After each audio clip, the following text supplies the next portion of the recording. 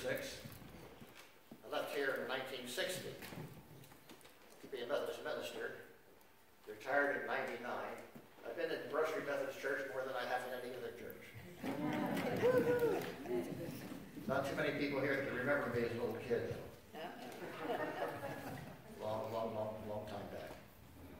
I'm sorry that I haven't been able to find a Harry's joke, so.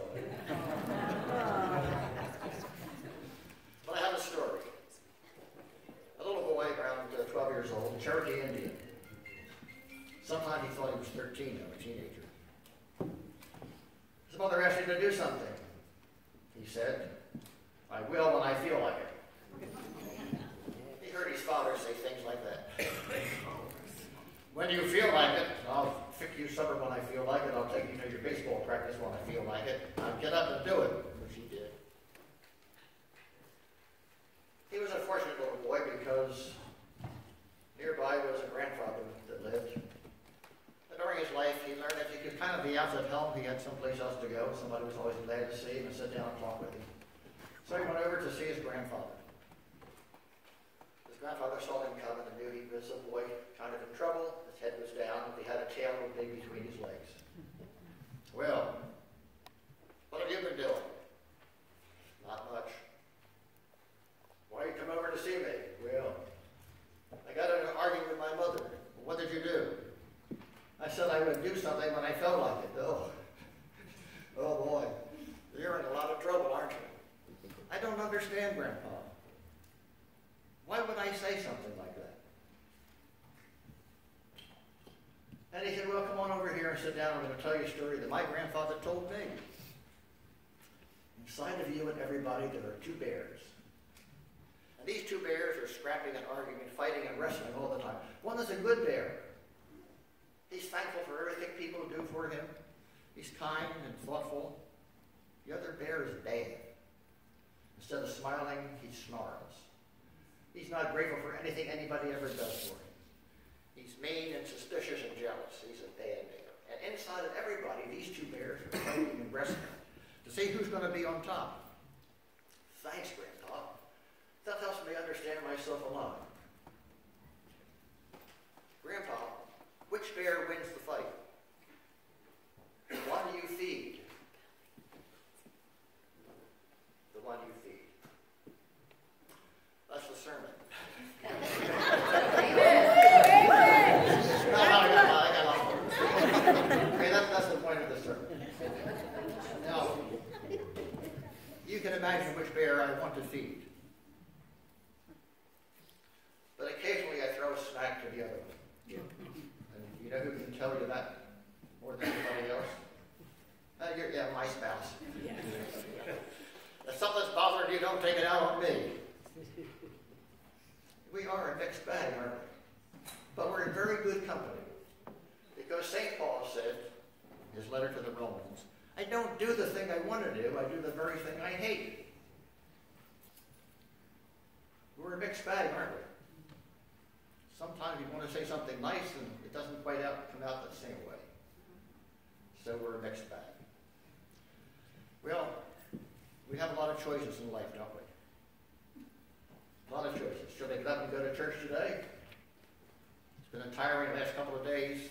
Sat around the house waiting for somebody to cook the meal.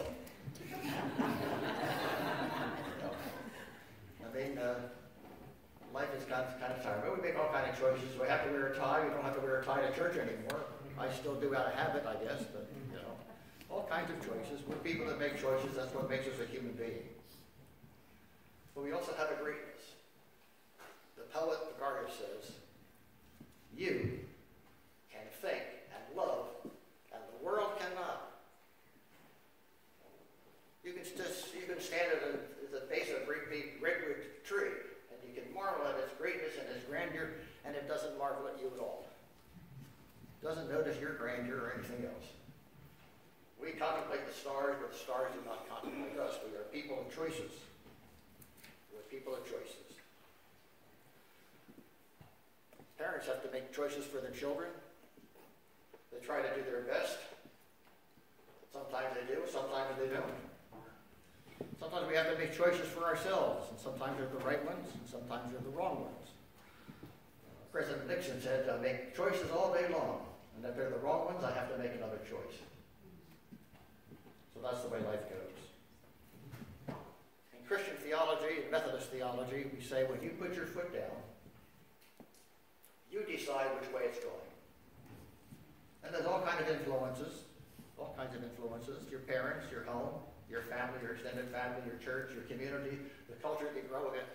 Millions of dollars spent in advertising to get your attention and to get your money. But we believe that when you put your foot down, you decide which way it's going. You decide which bear you're feeding.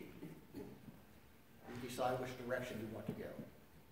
Lots of influences, but we hold you responsible for which direction you're going. How about your personality? Where did you get it? Did you go out and buy it at the shopping mall? Yes. Is it given to you by your parents? Is it part of your DNA? Psychologists still study this, still talk about it, still worry about it. It's kind of the experiences that you have, but your own individual, unique way of reacting to it. Your own unique way of reacting to it. I grew up in a home with 3 brothers, 4 boys in the household. Every one of us are completely different. To the chagrin of my parents. They didn't quite make any one of us the way they probably would have liked or dreamed to. So, your personality, your own uniqueness. You know, your own uniqueness. Some people see the glass half full. Some see it half empty. I've lost out. I don't have any chances.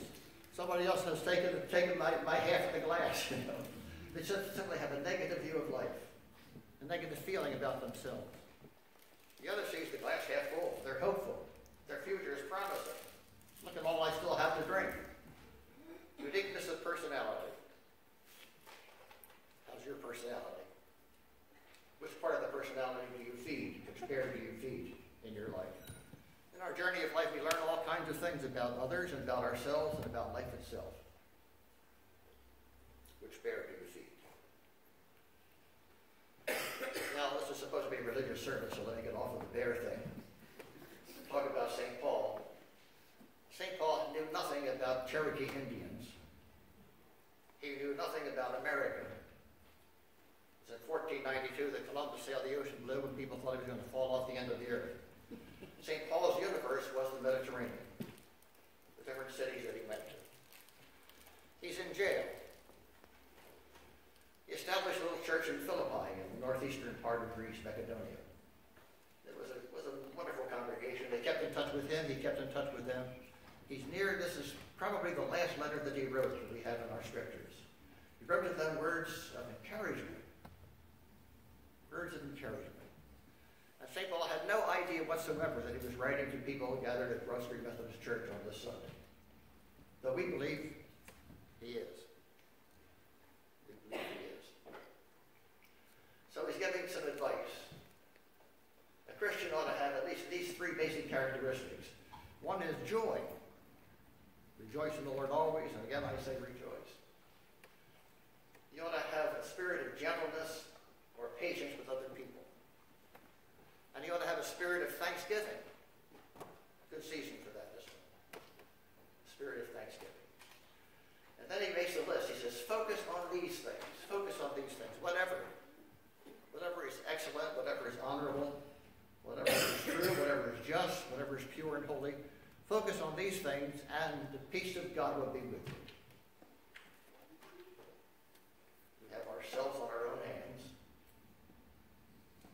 The good and the bad, good possibilities and the other possibilities. Jesus calls us to seek the narrow way.